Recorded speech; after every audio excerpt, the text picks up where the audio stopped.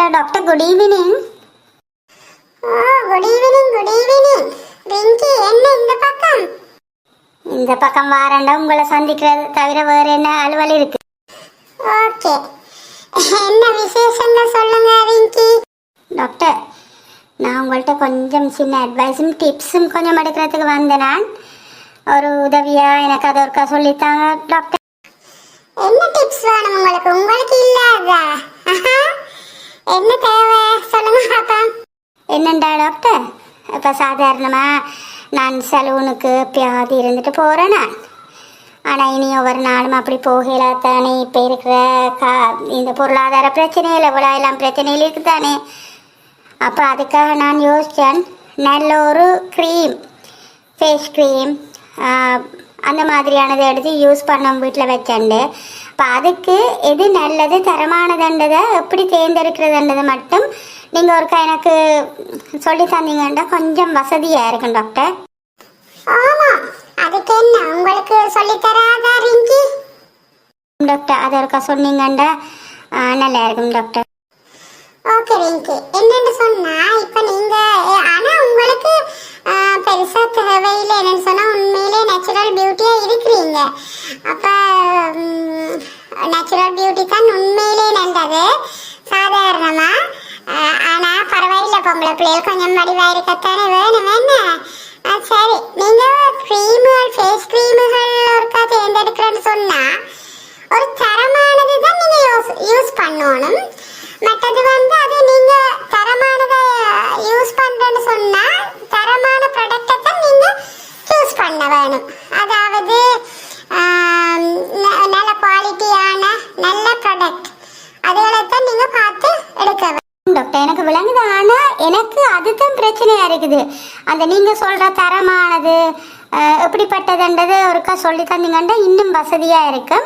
அதே நேரம் doctor, face வாஷாக இருக்கலாம், பாடி லோஷனாக இருக்கலாம், பாடி வாஷாக இருக்கலாம், இதெல்லாம் சோப்பாக இருக்கலாம். இதெல்லாம் எப்படி நாங்கள் தரமானதுன்னு கண்டுபிடிக்கிறது, எப்படி என்ன மாதிரியான ப்ராடக்ட் நாங்கள் எடுக்கலாம்னு சொல்லி அதை கொஞ்சம் எல்லாத்தையும் சேர்த்து விளக்கம் அளிச்சிங்கன்னா இன்னும் நல்லா இருக்கும். ஆமாம், நீங்கள் ஒரு ஃபேஸ் க்ரீம் எடுக்கிறதா இருந்தால் கூட கொஞ்சம் நேச்சுரல் ஹெர்பல் அந்த மாதிரியானது எடுக்கிறது நல்லது. கூடுதலாக இப்போ முன்னே காலங்களில் பாவிக்க மாதிரி இப்போ பழையபடி திரும்பவும் ஜனம் தேடுறது இந்த ஹெர்பல் அதுகளைத்தான் தேடுறாங்க. என்ன சொன்னால் அது எந்த விதமான சைடு எஃபெக்ட்ஸும் இல்லாமல் இருக்குமென்ற ஒரு காரணத்தால் நீங்கள் ஒரு ஃபேஸ் க்ரீம் எடுக்கிறேன்னு சொன்னால் கூடுதலாக இப்போ நிறைய பேர் பாவிக்கிறது நைட் க்ரீம். இந்த சில க்ரீம்ஸ் நீங்கள் பாவிச்சு கொண்டு நீங்கள் வெயிலில் போனீங்கன்னா ஸ்கின் இருக்கிறத விட கூட கருத்துறேன். ஆனால் எல்லா க்ரீமும் அப்படி இல்லை. வெயிலில் போகிற டைமில் நீங்கள் சன் க்ரீம் மாதிரியான யூஸ் பண்ணலாம். இல்லாட்டி சன் ப்ரொடெக்ஷன் ஏதாவது சம்மந்தப்பட்ட க்ரீமாக இருந்தாலும் ஓகே. அதோட ஃபேஸ் க்ரீம்னு சொல்லிட்டு நீங்கள் முதல் எடுத்தோன்னே லேபிளை பாருங்கள். அதாவது மேனுஃபேக்சரிங் டேட், எக்ஸ்பைரி டேட் அதுகளை பார்த்துட்டு அதில் என்ன அடங்கி இருக்கு அப்படின்னு பார்ப்பீங்கன்னா அதுதான் முக்கியமானது. அதில் இப்படித்தான் இன்றைக்கு என்ன பிரச்சனைன்னு சொன்னால் அதில் இப்போ சாதாரண க்ரீம் ஒன்று சேர்க்க கூடுதலாக பிள்ளைகள் இப்போ தேர்ந்தெடுக்கிறது வைட்னிங், அதாவது வெள்ளையாக வரணும் அப்படி என்றது தான் அவங்களுடைய யோசனை நோக்கமும். ஆனால் க்ளோவாக இருக்கணும் அப்படி என்றால் சரி ஆசைத்தானே இருக்கும். ஆனால் நீங்கள் அதை எடுக்க அதில் இருக்கிறது என்னென்னு பார்த்துட்டு நான் சொன்னால் மார்க்கெட்டில் இருக்க எல்லா ப்ராடக்டும் கூடாதண்டும் இல்லை, எல்லாமே நல்லதண்டும் இல்லை, தரமானதண்டும் சொல்கிறதுக்கு இல்லை. அப்போ நீங்கள் முதல் எடுக்க பார்க்கணும் அதில் என்னென்ன இருக்குண்டு.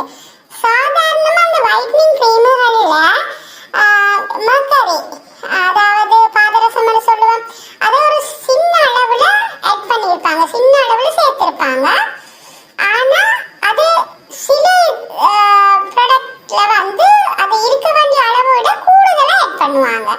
அது உண்மையிலே ஸ்கின்னுக்கு கூடாது. அது பாருங்க, அந்த சில வைட்னிங் க்ரீம்கள் பூசைக்க அந்த ஸ்கின் வர வர வர வர மெல்லிசா வந்து இப்போ நாங்கள் சாதாரண உதாரணத்துக்கு சொன்னோம்னு சொன்னால் ஒரு குளோரின், ப்ளீச்சிங் அந்த மாதிரி உடுப்புகளை பட்டா என்ன நடக்கும், அந்த அந்த பட்ட இடம் முழுக்க தனி வெள்ளையாக வந்துடும் அந்த உடுப்பு. அதே மாதிரி தாக்குது. அப்ப ப்ளீச் ஆகுது. அதாவது அந்த கூட வர வர வர வர அந்த தோள்கள் வந்து மெல்லிசாகி மெல்லிசாகி மெல்லிசாகி கலர் வந்து கொண்டிருக்கும். அந்த மெலனின் எல்லாம் குறைஞ்சிடும். அப்ப அந்த ஸ்கின் கலர் வரும். வந்து அந்த மெல்லிசா வந்த பிறகு சில வேளையில தோல் சுமார் என்ன துண்டு துண்டான்னு சொன்னா அப்படி கலந்து வரதண்டு இல்ல, சின்ன சின்ன வெடிப்புகள் சின்ன சின்ன புண்ணுகள் அப்படி வர்றதுக்கு சான்ஸ் இருக்குது. சம்டைம்ஸ், கட்டாயம் என்று நான் சொல்ல மாட்டேன், சம்டைம்ஸ் அந்த மாதிரியான எங்களுக்கு நாங்க நினைக்கிற மாதிரி ஒரு சில விஷயங்கள் அதிக அளவா பாவிக்க கூடாத விஷயங்கள் அந்த கிரீம்கள்ல சேர்த்திருந்தாங்கன்னு சொன்னா அதால ஸ்கின் கேன்சர், அதாவது தோல் புற்றுநோய் வர்றதுக்கான சான்சஸ் இருக்குது. அதுக்காக எல்லா ப்ராடக்டும் தரமில்லைன்னு நான் சொல்ல மாட்டேன். அது நீங்க போயிட்டு எடுக்கிற நேரம் அதெல்லாம் நீங்க கவனிச்சு அதில் அதாவது விற்கிற கடையில உள்ளவற்றை நான் ஒரு கேட்டு என்ன மாதிரின்னு சொல்லி மற்றது வந்து இன்னொன்று அவங்களுக்கும் சில வழியில தெரியாம இருக்கும். அவங்களும் கொண்டு வர இன்னொரு கம்பெனி ப்ராடக்ட் தானே, அதுபடியே அவங்களுக்கும் தெரியறதுக்கு சான்ஸ் இல்லை.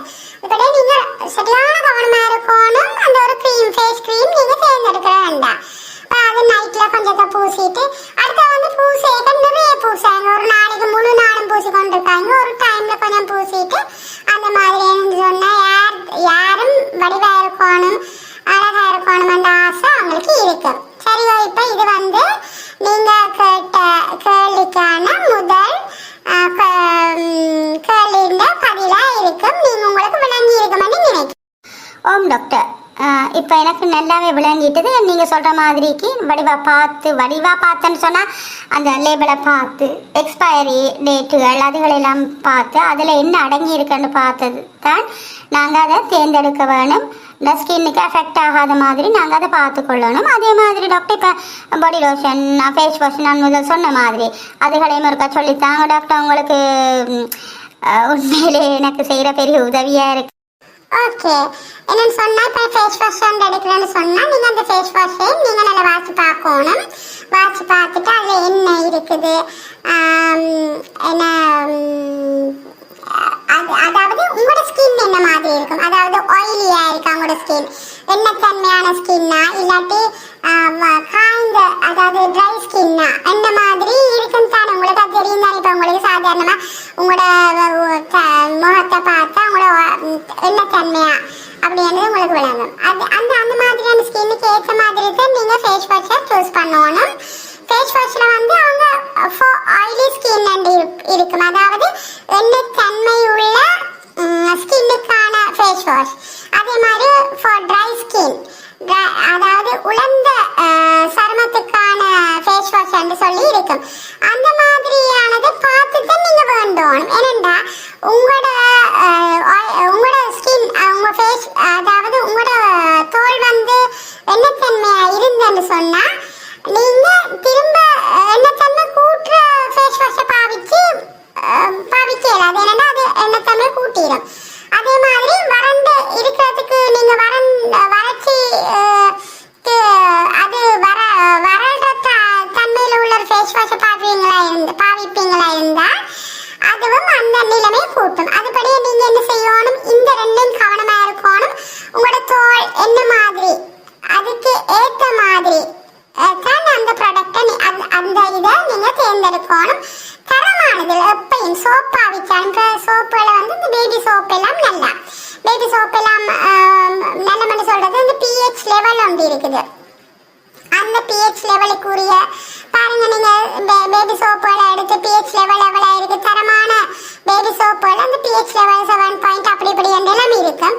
அதுகளை நீங்க பார்த்து தான் நீங்க சூஸ் பண்ணா நல்லது. பாடி லோஷன்ஸும் அதே மாதிரி தான்.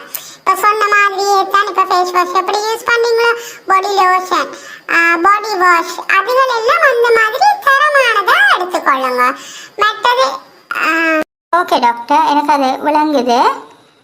அதே மாதிரி முக்கியமா செய்ய வேண்டிய வேலை, நீங்க என்ன கிரீம் பாவிச்சாலும் பாடி லோஷன் பாவிச்சாலும் பாடி வாஷ் பாவிச்சாலும் எதை பண்ணினீங்கன்னாலும் அதை விட கூடுதலா நாங்க கட்டாயம் செய்ய வேண்டிய வேலை என்னன்னு சொன்னா நிறைய தண்ணி குடிக்கணும். நிறைய அப்பதான் அந்த ஸ்கின் எல்லாம் க்ளோவா இருக்கும். நிறைய தண்ணி குடிக்கணும், நிறைய ஃப்ரூட்ஸ் சாப்பிடணும், அதாவது பழங்கள் ஃப்ரூட்ஸ் எல்லாம் சாப்பிட வேணும். மற்றது நல்ல விட்டமின் உள்ள நிறைய மரக்கறி எதாச்சும் விட்டமின்ஸ் இருக்கு தானே. அந்த மாதிரி இப்போ உதாரணத்துக்கு கேரட் மாதிரியானது உங்களுக்கு சொல்ல தேவையில்லை. பீட் கேரட் அந்த மாதிரி கட்டாயம் கேரட் பீட் மட்டும் இல்லை, நல்ல விட்டமின்ஸ் உள்ள நல்ல மரக்கறிகள் நல்ல நிறைய சாப்பிடணும், நிறைய பழங்கள் சாப்பிடணும், நிறைய தண்ணி குடிக்கணும். இது கட்டாயம் செய்ய வேண்டிய ஒரு விஷயம். என்னன்னு சொன்னா எவ்வளவு நீங்க என்னத்தை பாவிச்சாலும் இந்த அளவுக்கு அந்த இதுதான் முக்கியமா கை கொடுக்கும். பழைய காலத்தாக்கள் இந்த கிரீம்கள் யூஸ் பண்ணாமல ஒன்றுமே இல்லை. அவங்க வடிவாத்தானே இருந்தாங்க, அவங்க மெல்லிசா தானே இருந்தாங்க. இப்பத்தானே எல்லாருமே பாடி எல்லாம் வெயிட் கூடி கொஞ்சம் உடம்புகள் கூடி அந்த மாதிரி இருக்கு. பாருங்க முந்தின லேடிஸை பார்த்தா எவ்வளவு அழகா உடம்புகள் ஷேப்பா இருக்குது, க்ளோவா இருக்கும், ஸ்கின் அழகா இருக்கும். இப்படியானது ஏன் அவங்களோட அந்த உணவு பழக்க வழக்கங்க. அப்போ நீங்களும் ரிங்கி அதே மாதிரி கொஞ்சம் ஃபாலோ பண்ணி கொண்டு வந்தீங்கன்னா சூப்பராக இருக்கும். Okay doctor, okay, thanks doctor. உண்மையிலேயே பொறுமையாக இருந்து இவ்வளோ நேரம் எனக்கு சொல்லி தந்ததுக்கு தேங்க்ஸ். என்ன மாதிரி டாக்டர் உங்களோட ஃபீஸ்? சரி, அப்படி ஒரு ஃபீஸும் இல்லை. இப்போ நான் ஒரு விஷயத்த உங்களுக்கு சொல்லித்தான் தந்தேனே தவிர நான் இந்த மெடிசனும் உங்களுக்கு கொடுக்கல தானே. அதுபடியா நீங்கள் அதை பற்றி யோசிக்க வேணாம் ரிங்கி. நீங்கள் வடிவாயிருங்க, என்னோட பொம்பளை பிள்ளை பிரச்சனையில். ஆனால் நீங்கள் ஏற்கனவே வடிவாத்தான் இருக்கிறீங்க, அதை பற்றி நீங்கள் யோசிக்கவே தேவையில்லை. இன்னும் கொஞ்சம் வடிவா வாங்க, பிரச்சனை இல்லை. Okay doctor, okay, thank you very much doctor, thanks lot. Okay, thank you, welcome.